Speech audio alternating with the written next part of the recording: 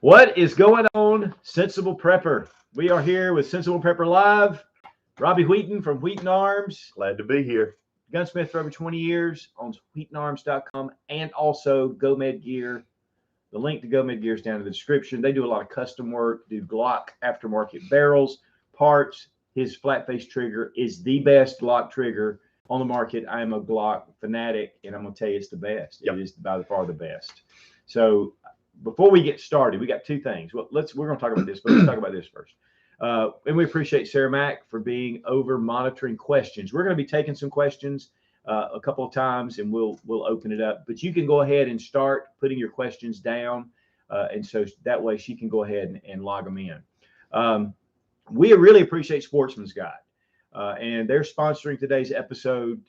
You get $20 off every $100 or more purchase using Sootch, just SOOTCH. And guys, I mean, number one, that's a fantastic deal in itself, but they have tons of surplus that they're getting in constantly. And I'll tell you, if you're looking for really good survival gear that's inexpensive, Yep. but yet proven, that is a great way to go. But they also carry a lot of other stuff. They've been around for over 40 years. Awesome company. And you got to look at their Buyers Club. Check out the Buyers Club. Sign up for that. It's going to save you even more money. You're going to get free shipping on the majority of the items that they have in stock, plus the $20 off on the $100 spent. It is an awesome deal. Awesome deal. I mean, it really is. In fact, Sportsman's Guy told me that we had that the Sootch code was like one of their number one codes for 2020 and 21. That's pretty awesome, isn't it? Well, it's such a freaking deal. It is. It's such a deal. I use it all the time, guys. I buy stuff off there all the time. Okay, so we really do appreciate Sportsman's Guide. So check them out, and we really appreciate you giving them a shout out. Now, let's talk about barrels before we get into what we're going to do, because I know Robbie's got a big sale coming up, so we just wanted to kind of throw this out there. Yeah, we've got a flash sale coming up on the 28th and 29th of this month for our Glock 17 barrels, standard and threaded. They're normally $220 and $230 respectively, whether they're standard or threaded. They're a flash sale, $175 across the board on any of the barrels, any of the colors until they run out. And I think we've got 1,500 or so in stock. So, and guys, don't take that number as, oh, we got plenty, because those things will blow out. They'll be gone. They quickly. run those barrels like crazy. They're stainless. You can run reloads through them. They're high quality barrels. I have them in most of my Glocks whenever I can snag one from him. Well, we were talking about it, and we've got, Black Friday and all of that's coming up in November, and everybody knows that shipping is going to be a nightmare this year for the holidays. The post office, FedEx, and everything is going to be overwhelmed. And we were like, you know what? Why don't we just throw this out there for everybody a little bit early? Looking for some early Christmas presents. They can go ahead and grab it now, get it for the same price we're going to have it. Goodness gracious. Take two. But, be able to get it a little early before Christmas, before all the sales and everything, before the post office gets inundated with orders and they're not able to get stuff to you in time. You can go ahead and get your Christmas shopping done a little early this year. And GoMed Gear. So we've got a big flash sale coming up also, 28th and 29th, GoMed Gear. All of our medical kits will be 20% off. Good. So, which is an awesome deal. If you're looking for some great medical equipment, a lot of North American Rescue stuff, a lot of Dynarex stuff that we carry, all of our kits, all of the North American kits, all the Sootch kits, everything will be 20% off. Yeah, so check it out, because it's a great deal. And guys, you need to have your medicals especially squared away. Absolutely. Okay, we're starting a new series, and this is something that I just think that'll be easy to reference. Some of this is going to be redundant. It's going to be some things that we've talked about in the past. But what we're going to do is start Prepper School. This is volume 1. This is the very first one. And then we're going to have a playlist. So each week, we're going to put these on a playlist, and you guys can just go through and if there's something you want to look at in particular, a lot of it is like your get home bag, your bug out bag. And there's a difference, guys. There's a big difference between those two. And then water procurement, water storage, food, what kind of food you need to be thinking about, alternative power sources, communications. I mean, you name it, we're going to go down through a list and we're going to talk about these things, and we're going to focus on one subject every week. And so again, we'll have this playlist. There's going to be a number of them because there's a lot of different things. But we just thought it'd be great to kind of focus in on certain ideas, especially whether you're a brand new prepper or whether you have been a seasoned prepper. Hopefully, because I get ideas all the time from people because you can't know it all, and it's just great to have. So one of the things we're going to talk about today is we're just going to kind of introduce it, but there's going to be hopefully a lot of information. Why or what is a prepper? What is a prepper? One thing that a lot of people look at is doomsday preppers, and you think, well, those people are absolutely crazy, and they're not. And I'm just saying a lot of people, but there's a lot of people that really take this to the nth degree, and so the guys, a prepper is not necessarily looking for the end of the world. Well, and that was initially the way that the mass media portrayed the word prepper. This is what a prepper is. This is what a prepper does. It's all this doom and gloom, doomsday stuff. And yeah, you're absolutely right. That is the media's portrayal of what a prepper is. It's kind of like what the media portrays a gun owner is looking like. Yeah. So it's two totally different things. They're what it actually is versus what it's portrayed as is not the same at all. It's sensationalism. It is. It absolutely is. It's to grab views. Right. And a real prepper is someone that is self-reliant. Right. They're dependent on themselves and no one else to be able to provide the things that they need for their daily lives. Now there are degrees. There are degrees of prepper. And one thing I do want to give thanks to doomsday preppers because it took this survivalist mentality of these people out there crazy living in their basements. And it actually, a lot of people looked at it and they said, well, that's kind of crazy. But they have some points. And so it really kind of brought prepping to the forefront. It did. And so now, why do we prep? Why do we prep? Listen, there's a ton of different reasons why we prep. You can be a person that just has a toolkit in your car in case of emergencies. You can have a medical kit. You can keep a medical kit with you to go to places. You can have things at your home. You can have a fire extinguisher. That's part of prepping. Obviously, insurance, just having insurance on your place. There are things, whether you're having a storm. Let's say we have a power outage where we have candles around. That's right. That's prepping. And so you can decide how far you want to take prepping. One of the things that a lot of people do is they take prepping and that becomes their hobby.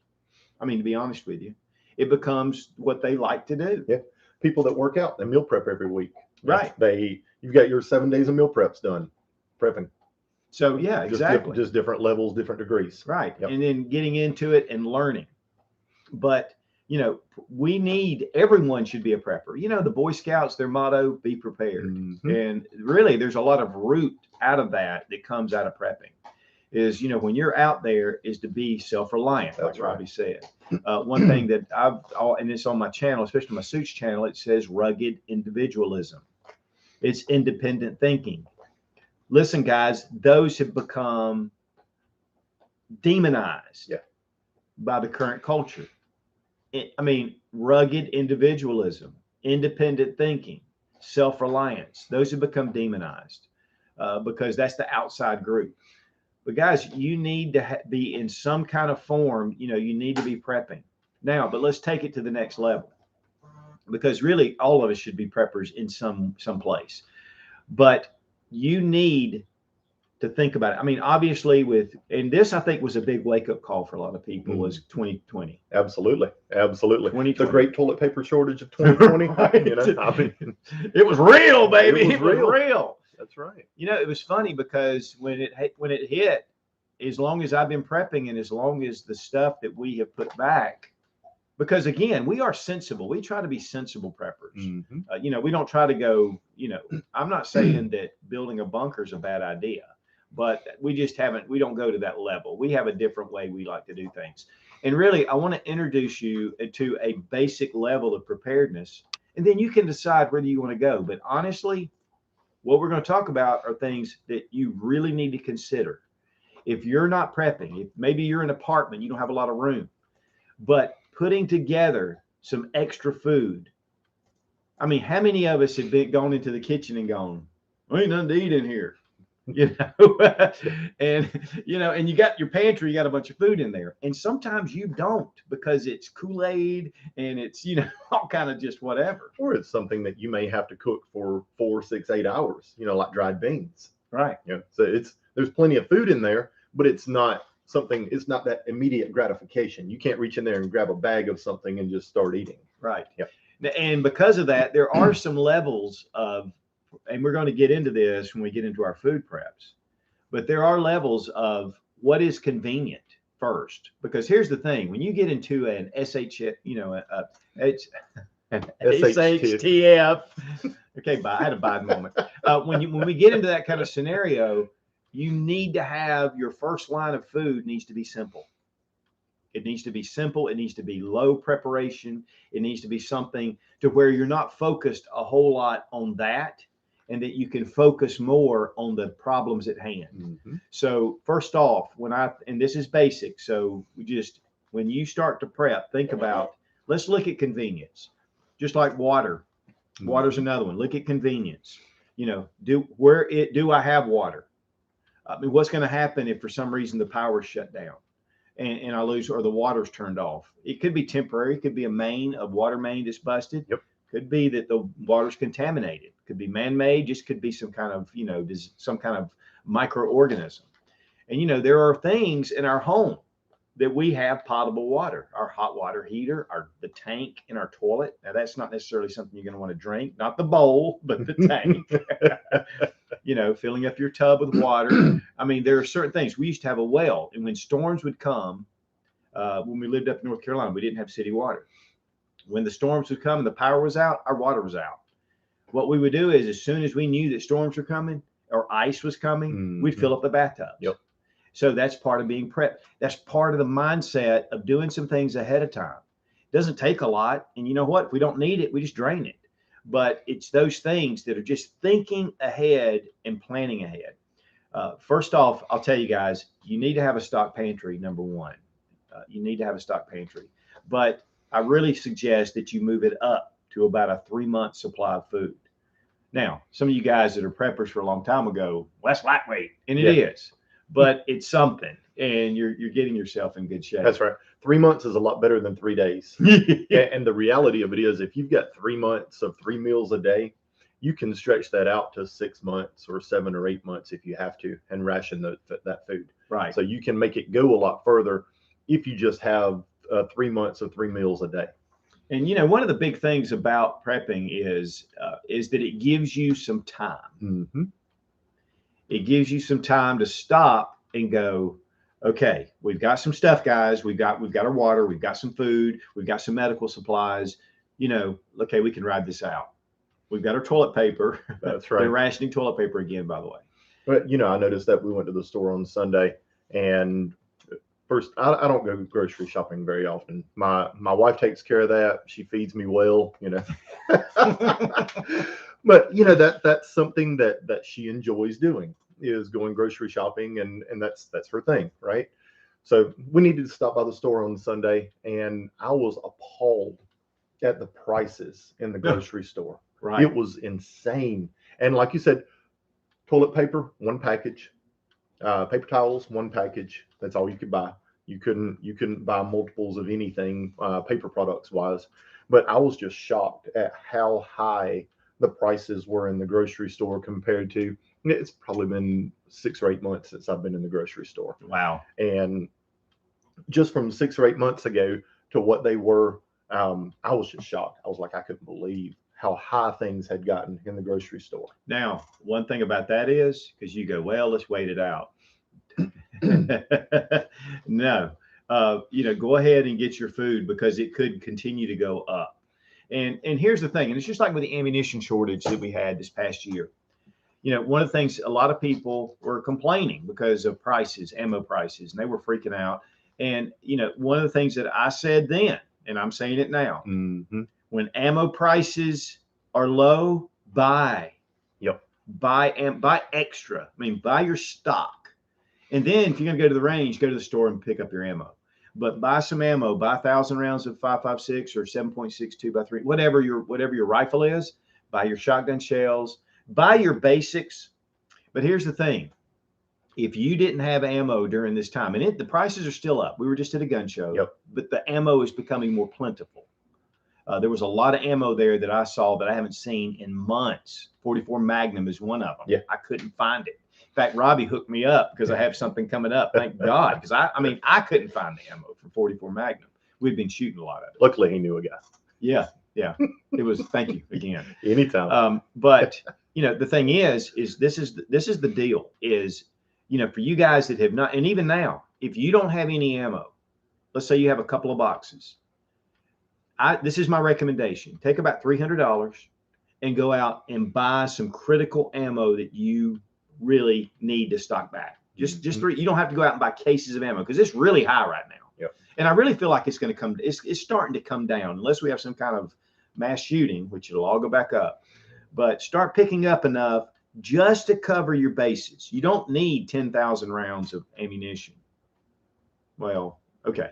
You don't need 10,000 rounds of ammunition, but it's really good to at least cover that base. And same thing with food. Okay, food prices are up. Mm-hmm. I need to stock up on some stuff. Yep. So go ahead and get some of the things that you can use. Canned food, guys, especially for beginners. Canned food is one of the best because it lasts indefinitely.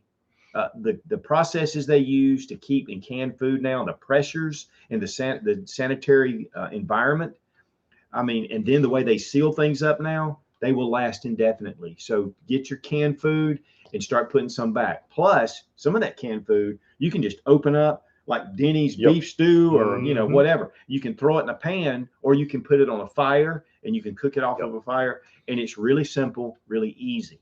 And again, what that does is it takes some of the pressure off.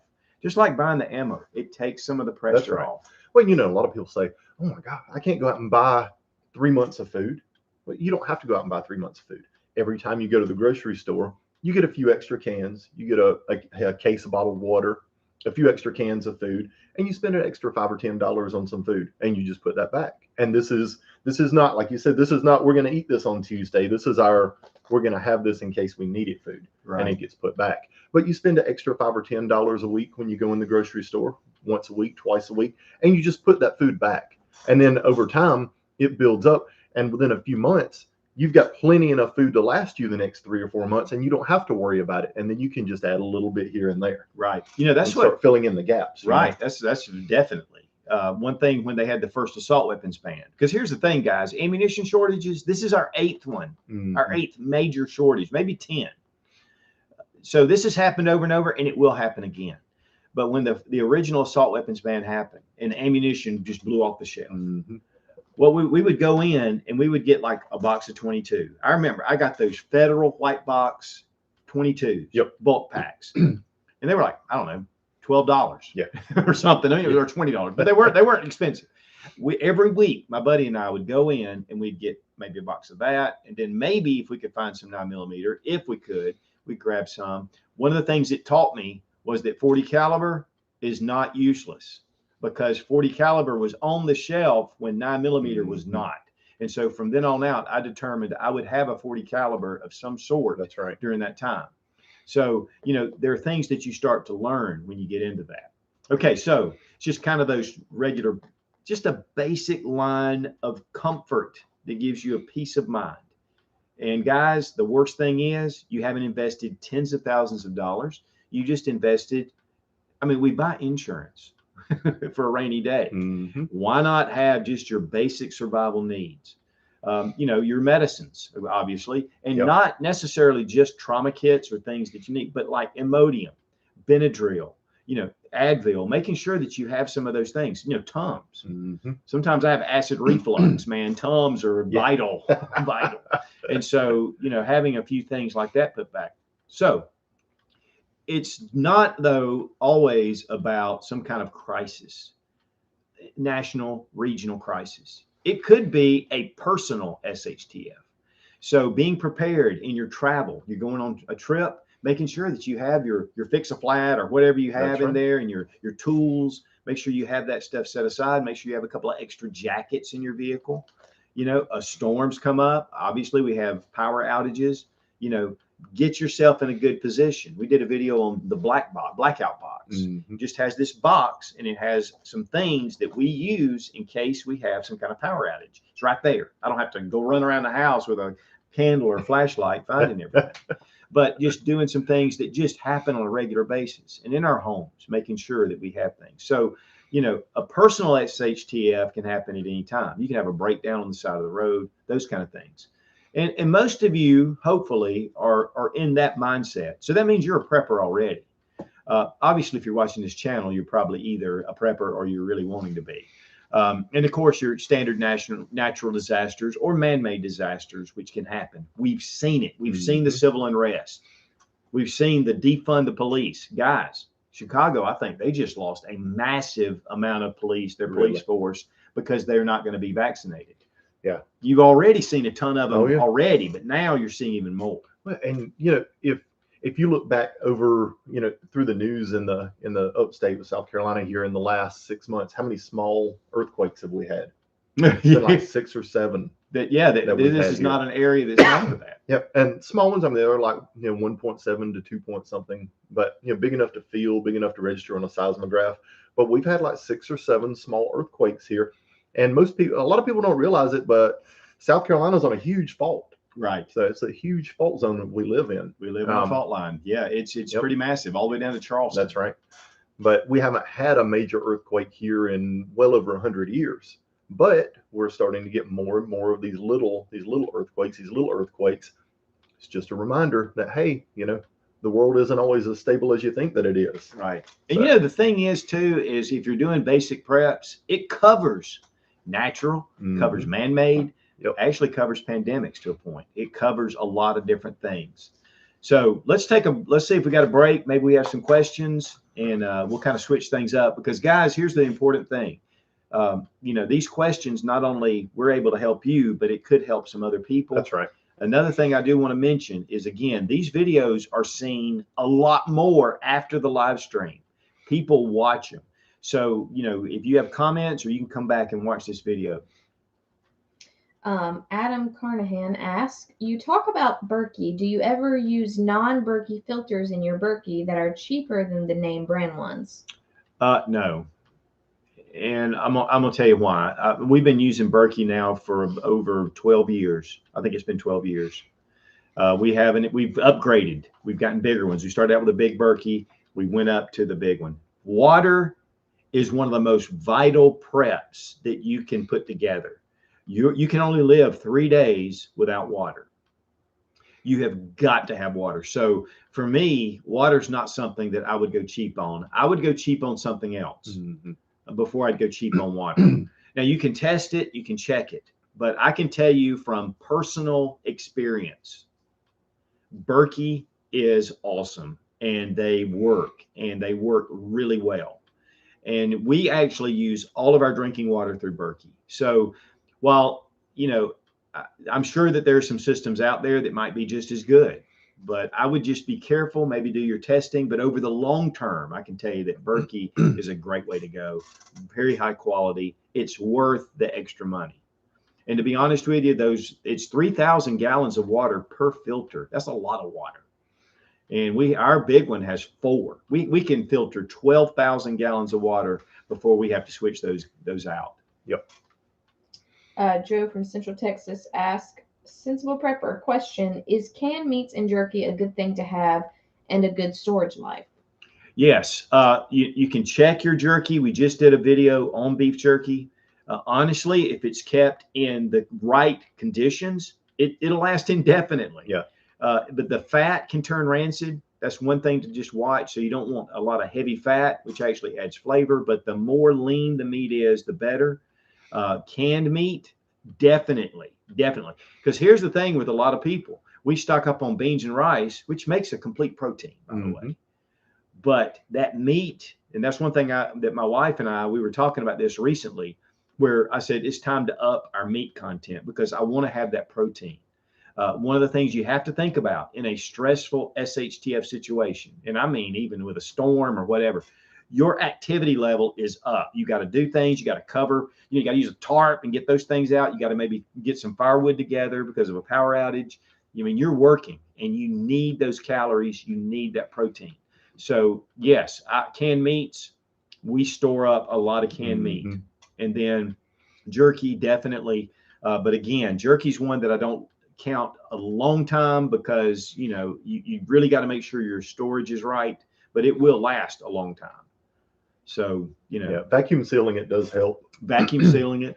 Anything you can do to keep air and oxygen away from it will help it from decaying and make it last longer. So all of our jerky, we vacuum seal 100% of our jerky. That's smart. For longer term storage. And usually it'll lose. Here's the thing about it too, to find out if it's not good, if it's run out, is usually it's the smell, and if the texture gets really kind of mealy, mealy like.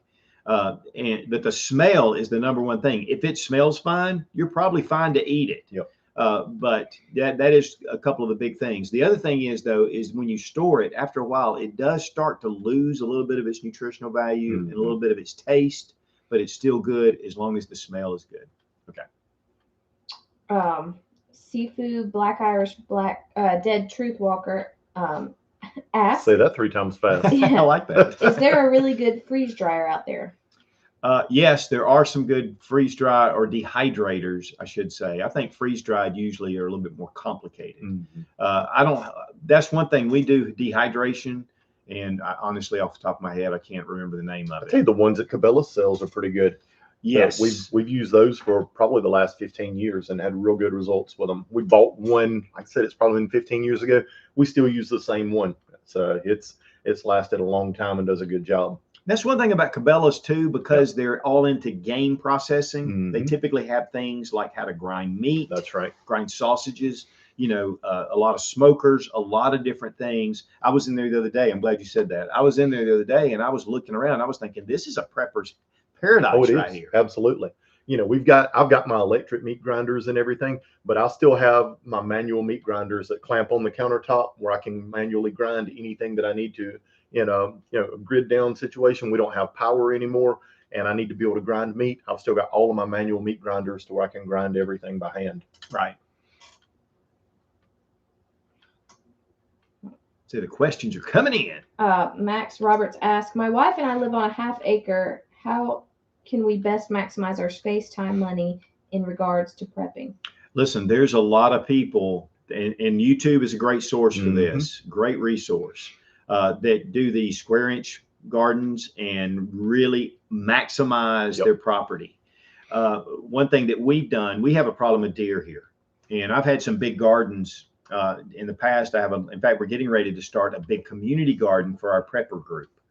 But we have a garden area and we've got it fenced off, and it's not all that big, but it's in raised containers, it's in raised gardens, raised beds.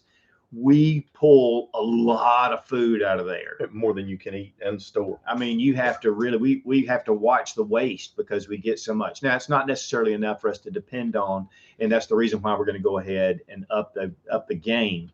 And but we had to really kind of invest in some fencing and some stuff like that to keep the deer out, which the deer are going to be another source for for meat and things like that. Yep. So but there are a lot of great resources on maximizing your space, and there's a lot of different information out there. My wife uses that stuff all the time, so check that out. It's amazing how much food can be grown in a small area. Bad Dog Bobby asked, big problem is 4 per serving. That is more like 2 or 3 in most pouches. If along, you will overeat or waste food. Any ideas? Okay, say that one again because I'm. Okay, the big problem is like 4 per serving. That is more like 2 or 3 in most pouches. If along, you will either overeat or waste food. Any ideas? Yeah, if you have a smaller. Well, let's say you open up a pouch and it's 4 servings, then eat that and then think, okay, I need to eat this next meal out of this pouch. That's right. Finish that pouch off before you open anything else. Watch your, you just have to think about waste. It's something that we have to think about a lot, especially like rotating food. a lot of times we bought food over the years, and then, it starts to go to those dates, where we're really a little nervous about. And so we have to make sure that we keep that rotated, because waste is inflation is what it is. You're just wasting your money. And so, but yeah, just coordinate and buy that way. If you're one person, you're going to buy differently than you are a family. And so you have to really kind of watch that. But yeah, let's say that you have a mountain house, and it's 2 meals. Yep. And you go ahead, maybe you can split it in half and fix it, and then save the other, that's not cooked, or you can cook it and be able to store it. But I think that I'm hoping that answers your question. Silvara asked, I have a lot of old ammo, some dating back to World War II, gifted to me by my grandfather. How long is ammo still safe to use? I got this one. Yeah, we got some stories. As long as the ammo has been stored in a dry environment and it hasn't got wet, and a lot of times you can tell by the cases, if the brass is starting to turn green or has turned green, it's been contaminated by water and is unsafe to shoot. But as long as it's been stored in a dry environment and hasn't got wet and corroded and turned green, it's safe to shoot indefinitely. Some of your older ammo like that can be corrosive because of the primers and the powder that they used back then. So you have to make sure that you clean your firearms really well after you shoot with some of the corrosive ammo. If you're unsure if it's corrosive, after you fire it, look inside the case from the case mouth down. If there's a single hole in there, it's boxer primed, which is non-corrosive. If there's 2 holes in the bottom of the case, it's Berdan primed, and that is corrosive. So that's a quick, easy reference that you can look at to be able to tell if you're shooting corrosive or non-corrosive powder, and give you a idea when you need to clean your firearm. And 2, that corrosive is not taking break free and Right. cleaning it. I mean, there's certain processes to break down those corrosive agents. Acids. Yep. Yeah, and some people even, well, even baking soda, things like that, Yep. but run that through water. Water's good to run through it, and then come back and clean it. Julio Rivera asked, what about stocking up on protein powder or protein shakes? Sure. Yeah. I mean, sure. That, in fact, and again, all your food needs to be in good conditions. It needs to be dark. It needs to be, temperature controlled. Mm-hmm. That makes it last longer. It preserves a lot of the flavor. It's funny. A few years ago, there was this one video I watched. These guys, and they were out in Idaho, and they had a bunch of long-term food storage in a metal shed out behind the house. And it had extreme cold, extreme heat, everything.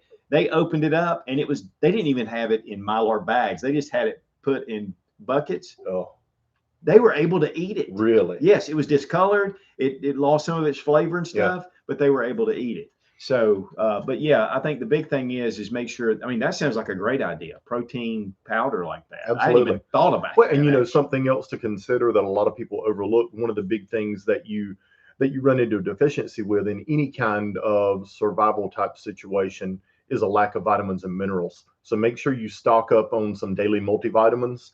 That's going to help you out long term as well. To be able to make sure you're getting the proper vitamins and nutrients. That's right. Usually your menu's limited. That's right. That's a good point. Mr. Stollerism says stock up on seasonings. Yes, yes, seasonings are important. Southern Prepper One, great YouTube channel. I've known Dave for a long time. He took all of his food that he had stored that was a year plus, and he said, I'm going to see if I can live on just that. And after 2 weeks, he wasn't eating at all. He wasn't eating because it was mainly rice and beans and stuff like that. And that's another thing. Have variety in your stock. It's very important. Okay, we're going to take one more question and we're going to jump back into one of the big things that spice-wise that we store in bulk is salt. Yes, that's something that you have to have. And a lot of times you can get it from a lot of your foods, especially your canned foods. They've got a high sodium content.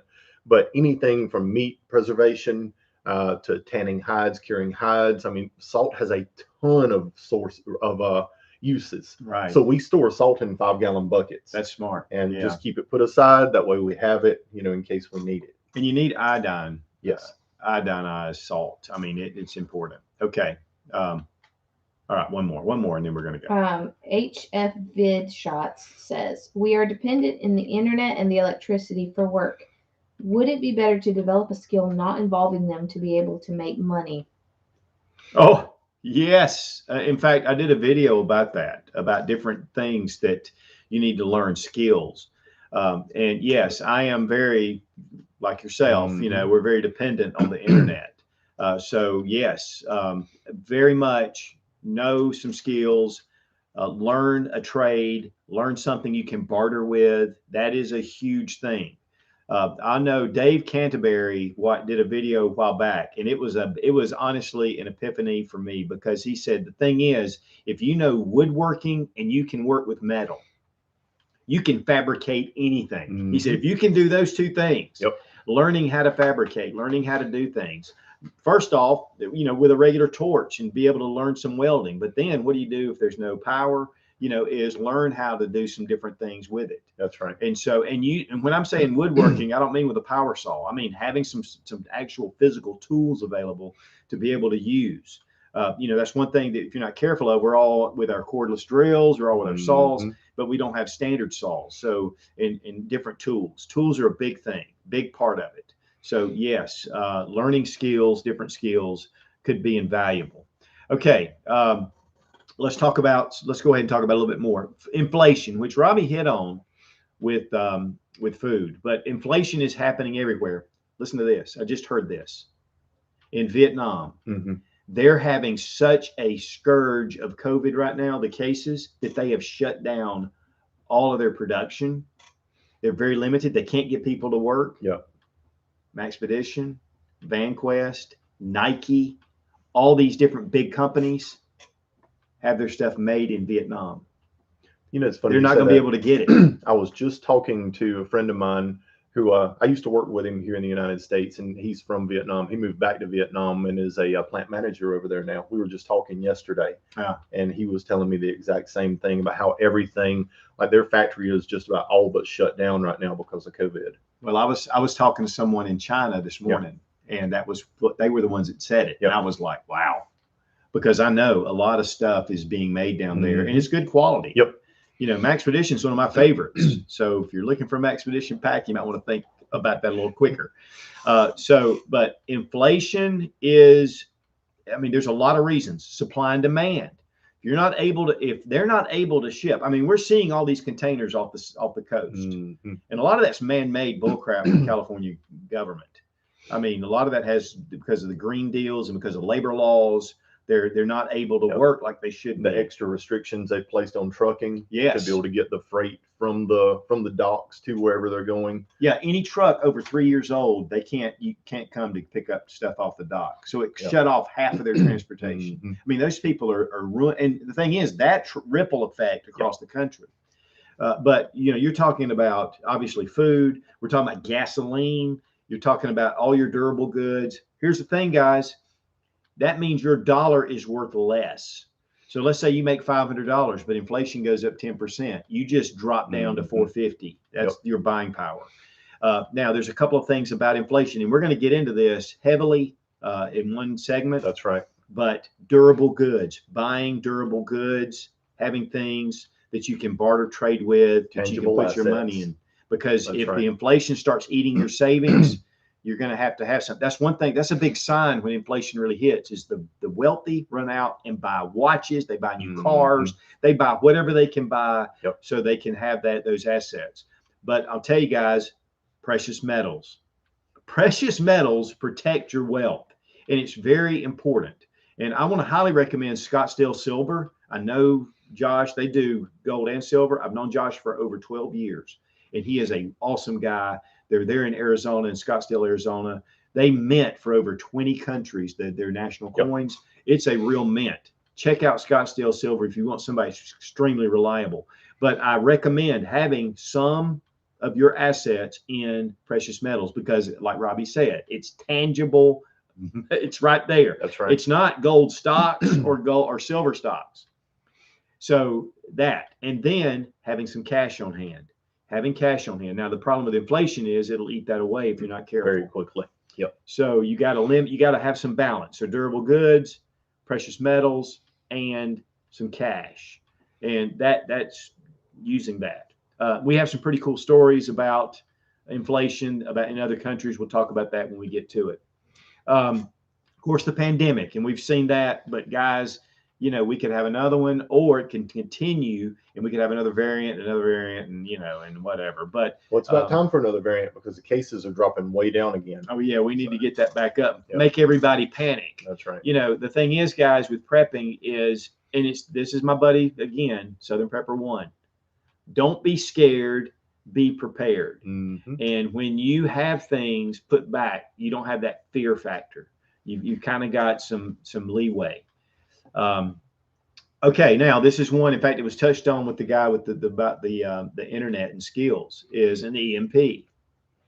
EMPs are possible. I mean, it could be just a solar flare. That's right. But a nuclear weapon detonated over the atmosphere in any area can shut down all electronics. It would cause pandemonium. Oh, look at the testing that China's been doing this week with their new ICBM. That's right. That's right. Yeah, I mean, they've got a missile that can basically loop the entire world now. So, you know, they basically put the entire world on notice earlier this week with the launch of that missile. And there are threats. There are other threats out there.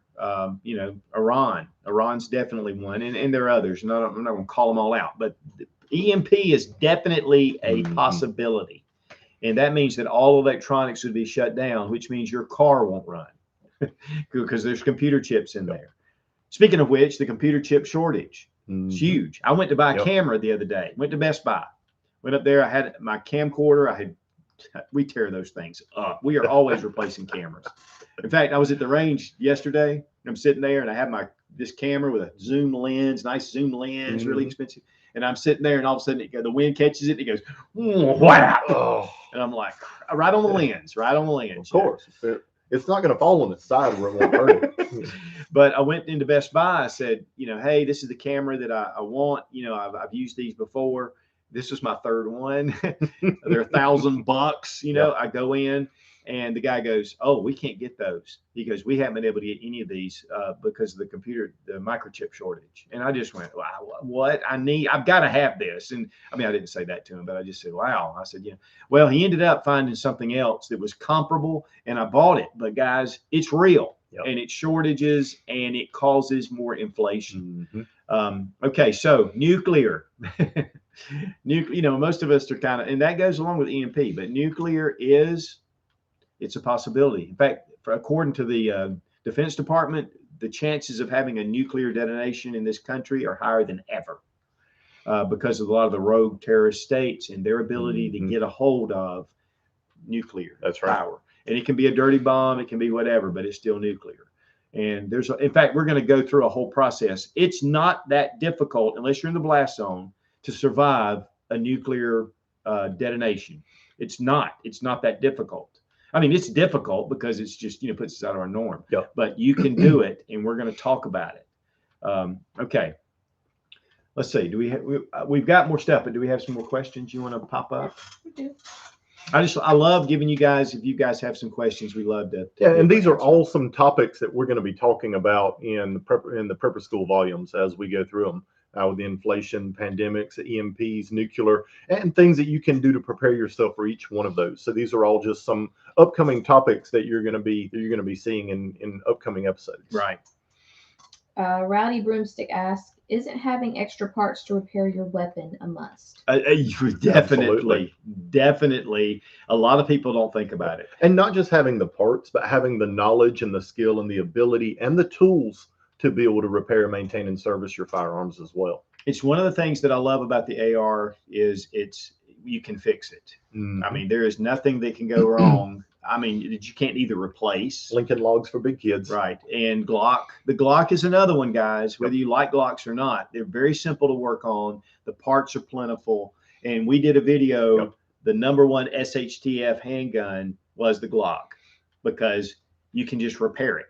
And Robbie actually goes through a number of different parts that do fail on the Glock. Don't think just because you have a Glock that it's, you know, just like the AK. The problem with the AK is it's a very durable firearm, but once it goes down, it's down. And it's not like you're going to repair it in the field. Everything Crypto asks, do I vacuum seal everything? Food, ammo, medical supplies? Yeah, if you want to store it and you want to go that extra protection, I highly recommend vacuum sealing. Yep. And it keeps the air out, and the air and sunlight are your two biggest enemies. That's right. So Air, yes, sunlight, and moisture. and yeah, a lot of people do vacuum seal their ammo, guns, according to what you're going to do with them. Especially if you want to stow them away or you want to cache them. Vacuum sealing is extremely important. You got to make sure you get that seal. It's like me with my ammo. I store all my ammo in surplus ammo cans. Yeah. And I put a desiccant pack in there, which absorbs any extra moisture that's inside that ammo can. But I seal it up, put a desiccant pack in there, and put the date on the top of it when it was sealed. So, and then I know how old that can is, how old that ammo inside that can is. And maybe once every couple of years, I might pop it open and put a new desiccant pack in and put a new date on the top of it. And that way I know when it's had the new desiccant pack put in. And it's got those rubber gaskets around them. Yep. So honestly, ammo cans are one of the best. I like MTM Case Guard because they have the seal and they will. But ammo cans and Sportsman's Guide, which makes it great, they have a ton of different kind of ammo cans, large, small, all kind of different ones. And again, they have the seals, and they're made to where they can sit outside and still protect it. That's right. I've had some in front of my shop that I've sat there for a year.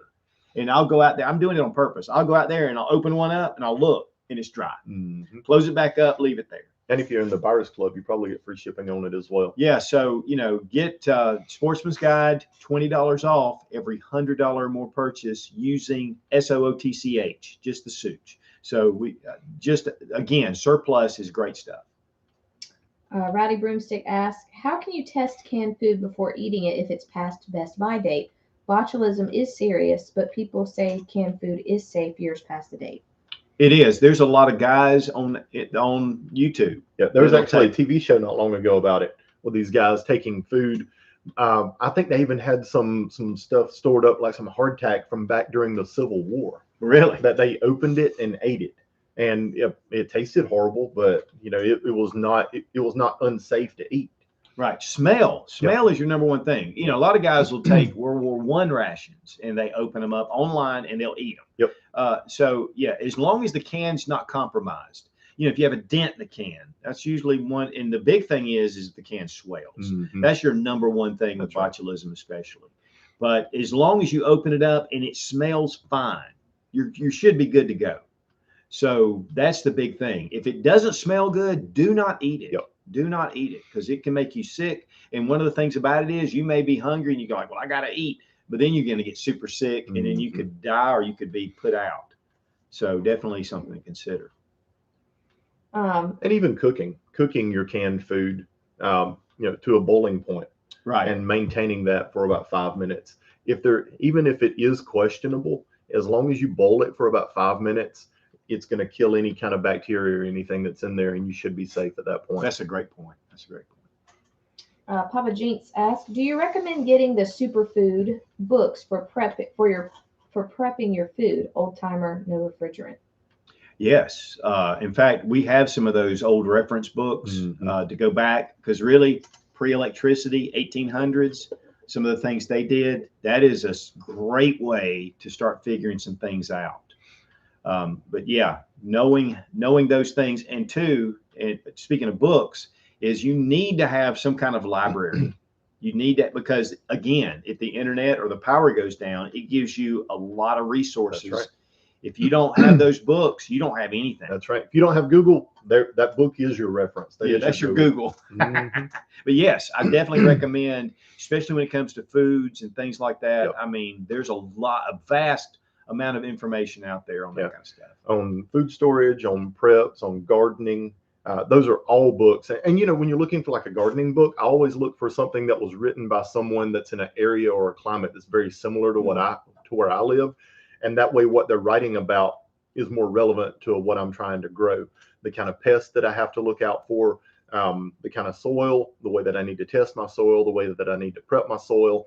Those kind of books are going to be more along the lines of what I'm doing in my area. So try and find something that's written by someone that has similar climate conditions to where you are. And the LDS puts out a wonderful book on food storage and things like that. Yep. And they know because they've been doing this for a long time.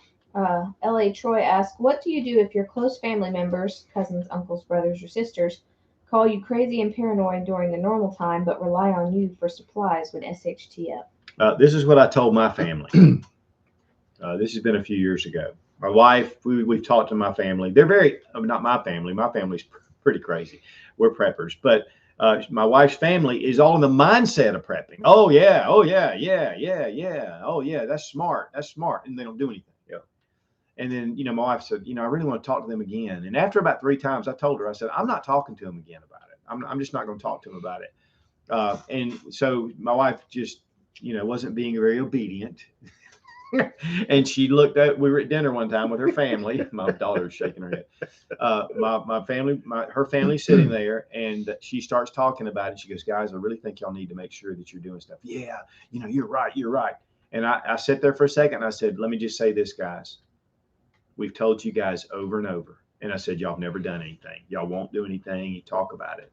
I said, so when something goes down, don't come to our house. I'm not taking food out of my family's mouth because you were warned and didn't act. I said, I'll take care of your kids. But I'm not taking care of you. Well, now, let me, but one thing about it, that's not altogether true, because I care about my wife's family and I would help them. But here's the key.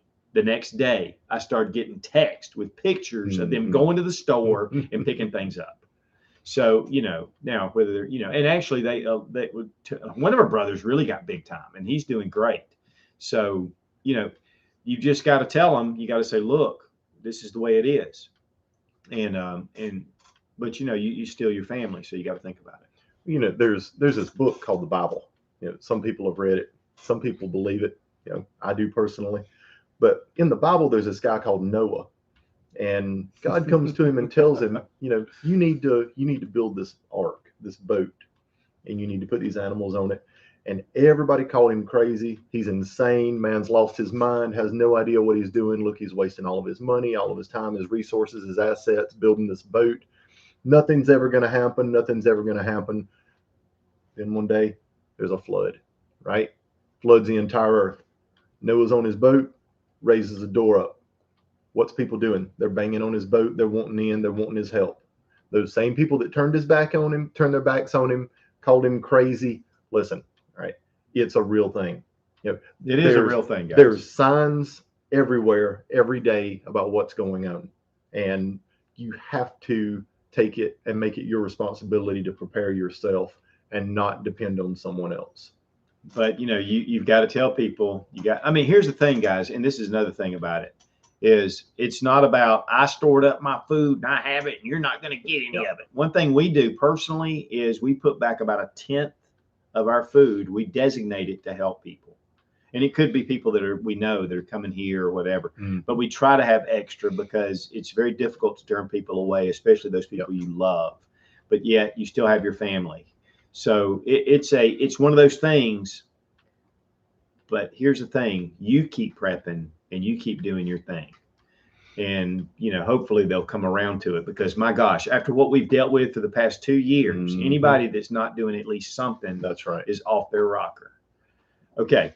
We're gonna take one more question, then we're gonna wrap it up. We got a couple of things I want to talk about. Thrifty Santa asks, question, do you recommend using Dalmatius earth when storing rice, pasta, beans, and wheat berries? We use Dalmatius earth. That is some awesome stuff. We use it around our garden and we use it around our dogs when they have some kind of situations with, that's Dalmatius earth is a lot of different properties, and I highly recommend having some that stored up. So yes, I don't think we've used it with our food preps as far as, with any kind of long-term food storage, but we have used it in a number of different ways. And it's definitely something that I think's an excellent resource to have. Okay. We got a couple more things and then we're going to be finished up. Man, I really appreciate all the questions. It's been really good. But the thing is with your food, guys, is you have a full pantry. You have a month's supply of food, maybe 3 months supply, is getting there, and it's expensive to put all that together. And then really you should be shooting for, honestly, about a year. It's one of the goals. It's kind of like the mark, but then you've got to think is what time after that. One thing we've got to really watch, though, is the crime is on the rise. And it's one of the things that happened in Argentina during their collapse back in 2001, where that country just went into chaos. And one of the things that happened, if you want to read something really good about that, it's For Fowl, The Modern Survival Guide for the Coming Economic Collapse. And Argentina was actually a first world country. I mean, they were producing a lot of goods, a lot of money was flowing through there. Their culture was really high. A lot of European influence there from Germany, and a lot of people were there that were really cultured. And when that country went down, one of the things that For Fowl said is that there wasn't a day where it was SHTF. He said all of a sudden you started seeing crime rise. You started seeing shortages. I mean, everything just kind of incrementally started happening. That's what we're dealing with right now. That's what we're dealing with. And honestly, with the political situation that we have in front of us right now, with the border being poured over, with, refugees being brought in that are unvetted. I don't mean that, there's a lot of those people that really helped us, and that's great. But all the refugees that are being unvetted, shutting down pipelines, getting into all this mandates and all these different things, guys. This is something that we've never seen in this country. And you need, it's not like doom. We're saying doom. Guys, watch the news. That's all I'm saying. It's evident. It's right out there for everybody to see. And yes, you can go along and be in your happy space and not think about it, because right now everything's kind of whatever, may have some inconveniences. But your crime is going to go up as the economy starts to go down. People that weren't really doing anything before are going to start doing because they get desperate. And then you have threats of gun control. And so you got to watch that. And so, that's just, and defund the police. All those things work in a circle.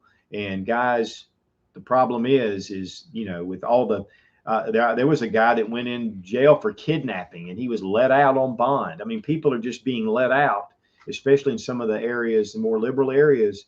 They're not even being charged, and they're just going out to take those crimes and do them again. So crime is a big one. And we will be touching on that with security as well. We've got a big thing on security. So guys, there's a lot of information that we're going to be covering. This was just kind of even though there was a lot of nuggets in here, and I really appreciate your questions, because that really brought out a lot.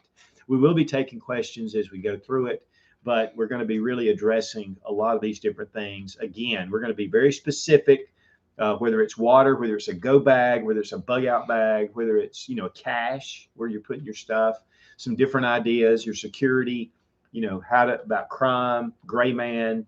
I mean, the list is long, and there's a lot of cool information in there that's going to not overwhelm you, but hopefully you just build these stepping stones, and you build, and then you become more well-rounded, and you become more self-reliant. So, and and this is a big thing, guys. Don't be the lone wolf. You won't survive. It's one of the things also in that For Fowl book. You won't survive being a lone wolf. And he said, he talked about different examples of that happening. He goes, what happens is a community that comes together and you work together. That's why we have a prepper group. We are going to be talking about our prepper group as well. It is one of the best things we've ever done. And we've got a community of people that are just family, and we love them. So it's one of those things where, you can really impact people as well.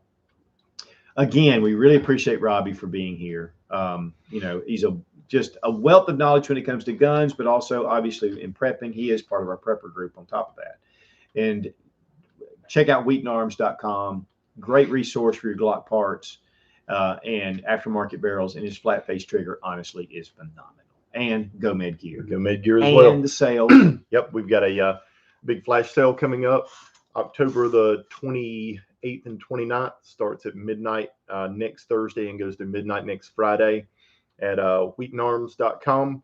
We've got all of our Glock 17 standard and threaded barrels will be on sale for $175. They're regularly $220 for the standard length and $230 for the threaded. And then also next Thursday and Friday, Go Med Gear, all of our med kits are 20% off. I mean, it's important to have some medical supplies. And like we were talking about earlier, we decided to do this now instead of waiting until Black Friday to do some of these sales because of the log jam that you're going to be seeing with the post office and with the shipping later on this year. So we decided to go ahead and do it now. You can go ahead and do some of your Christmas shopping, grab some great sales on this stuff, and have it put back. And we really appreciate Sportsman's Guide. Again, guys, a great resource, and you get $20 off every $100 or more purchase using Sootch, not 00, just Sootch. And I mean, that's 20% off of $100. Yep. And then if you're their That's buyers right. club, So use the Sootch coupon, sign up for their buyers club. You get free shipping on almost everything they have in their buyers club.